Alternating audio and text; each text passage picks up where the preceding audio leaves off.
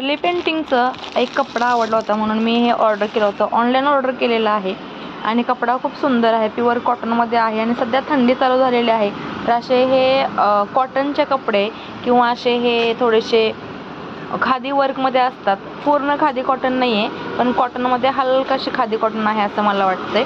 कारण कपडा खूप सुंदर आहे, सॉफ्ट आहे आणि जसा मागवलेला होता तसाच आलेला आहे. काहीही फरक पडलेला नाही, म्हणजे कपडा आणि क्वालिटीमध्ये आपण म्हणतो तो. आणि खूप स्वस्त पण मिळालेला आहे. मला वाटतं 400-450 रुपयाला मिळालेला आहे. 2.5 मीटर पूर्ण फॅब्रिक आहे. आता ह्याचा रेग्युलर यूजसाठी टॉप कसा बनवावा हा प्रश्न पडलेला आहे. बऱ्याच वेळेला आपण डोक्यात एक ठेवतो आणि नंतर कपडा समोर आला की डोक्यात वेगळीच आयडिया येते.